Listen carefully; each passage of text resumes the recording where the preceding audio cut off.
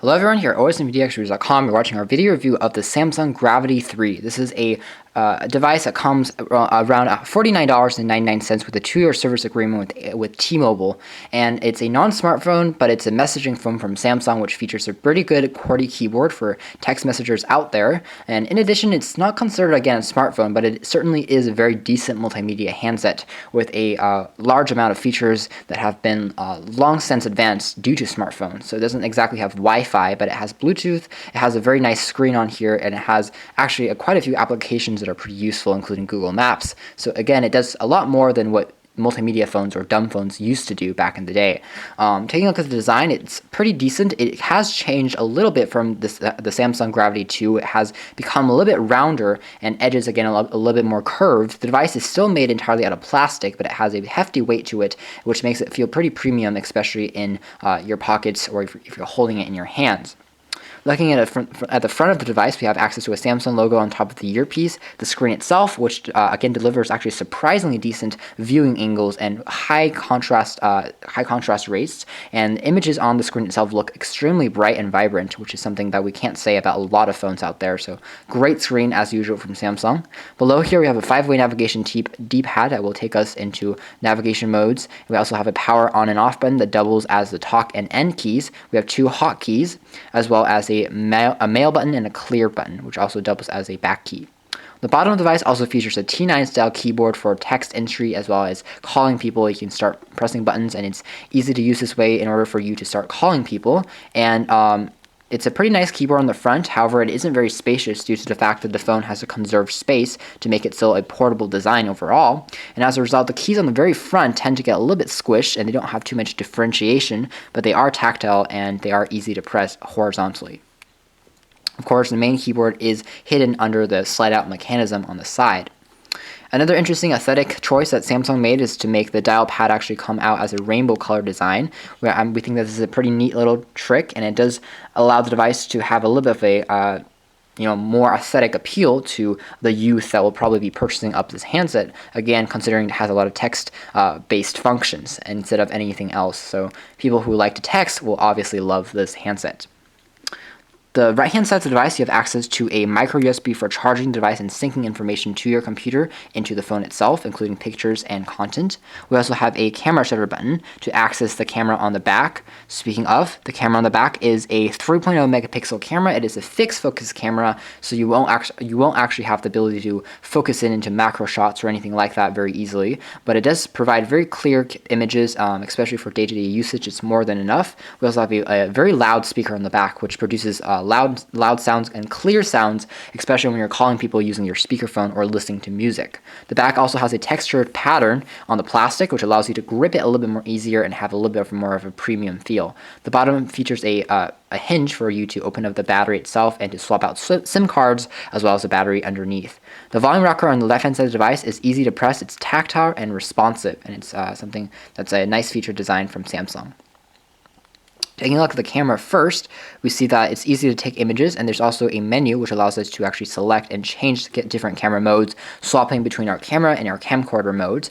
Taking videos with the device is restricted basically to pretty low resolution videos. We can of course select VGA quality videos, but it isn't very high resolution at all. But still, it does the job if you have to use it. We have settings including single, continuous, panorama, and smile shots that will actually have a bit of a smile recognition feature on here. So although the density of the images per pixel isn't very high, images are still very decent in terms of color saturation, which is something that we found to be quite surprising. For example, if you look here, you can see that images and colors and text turn out to be pretty good, even in darker environments like we are in right now.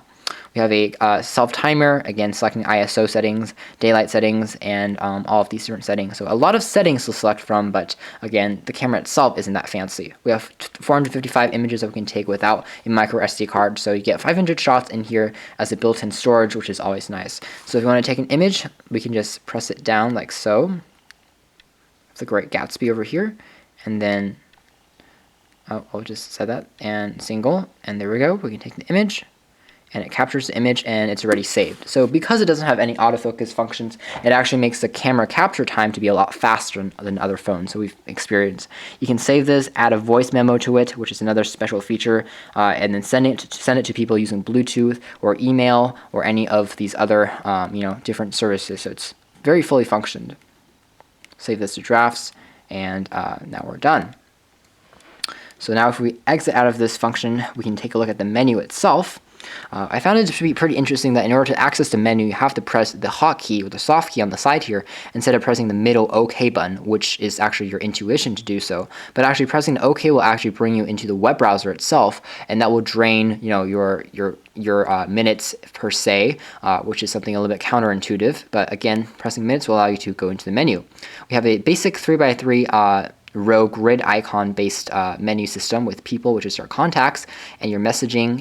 You can text message, of course, with this phone. You have media, which is a web browser. We have the call history, an organizer, which includes functions such as calendar.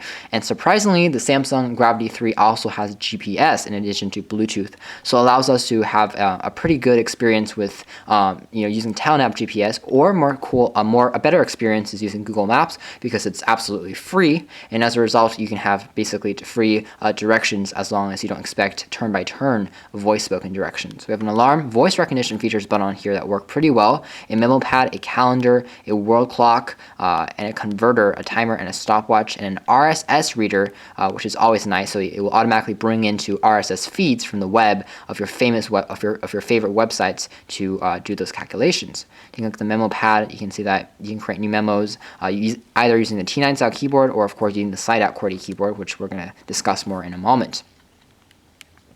Other features include, again, Web2Go. We have IM and email client, which allows you to actually do a corporate email exchange email, which is a nice feature. It actually is pretty fully rounded in terms of the email department, again, because it has a great keyboard. The first feature we're going to discuss, though, is actually the call quality. You can press the call button, and it's going to bring up your call or your dialer pad. Call quality concern, we found that T-Mobile reception here in Seattle region is extremely strong. We were never really in an area where we dropped 0 bars, although we were in a few spots where we had only 1 bar, but still we were able to call. Call quality on the Gravity 3 is very good, but it isn't the best we've experienced. There was a little bit of static on our earpiece, and when we're calling people, they did say that sometimes they couldn't hear us exactly correct 100%, but overall it provides a pretty strong talk experience. Battery life on this phone is very, very strong, and it can stand by for around a week before you have to recharge it, which is always nice. As far as, again, talk time is concerned, you have around 9 hours, which is more than decent for most people. So finally, we're going to go into the main feature. This phone doesn't have an accelerometer, so it's not going to be able to automatically adjust. But going to the messaging, we can create a message. We can do a voice message, exchange email, and audio postcards, and see drafts. For example, we have a untitled draft right here. We can create a draft to someone and also attach an image, which is always nice to have. I'm going to slide out the keyboard, and then you can use the keyboard to actually text with friends and family. Now, the thing about the keyboard on the Gravity 3 is that it's a very solidly built keyboard. It's actually 4 rows, which isn't 5 rows, which I typically really want in a full QWERTY keyboard-based device. But this is a pretty slim phone, so 4 rows is more than sufficient. You have all the QWERTY layouts, and on the bottom, you have a space key, you have a web key, some toggle keys, and special functions. It is a fully backlit button, backlit keyboard, so even in darker environments you will be able to see it. The same can't be said about the front keyboard, which actually isn't backlit, which is quite interesting because it shows a little bit of inconsistency. Still, using the keyboard is really easy to use because all the buttons are extremely tactile and they're fun to press. They're also shaped slightly irregularly compared with most keyboards out there. They are risen above the surface, so it's easy to dial and text with your fingers, and it's, again, a very tactile response. And just by using it for a few moments, we're able to easily get a grip and easily start typing away, and in a pretty fast speed, which is nice and easy to use.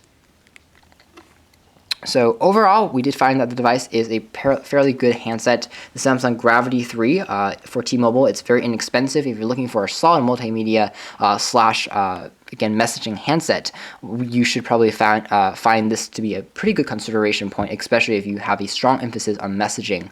Then the Gravity 3 provides a quality handset for an inexpensive price, has a host of functions, and it delivers on almost all of the functions in a very solid, again, department. It's not anything astounding, but it is a step up from last year's model, the Samsung Gravity 2, and it provides a pretty sleek experience overall. If you don't like the white version I have here, you can also purchase a exclusive black version, a black-blue version, which is also a pretty cool aesthetic choice as well. So thanks for watching here at OSMVDXReviews.com. That's been our video review of the Samsung Gravity 3 for T-Mobile.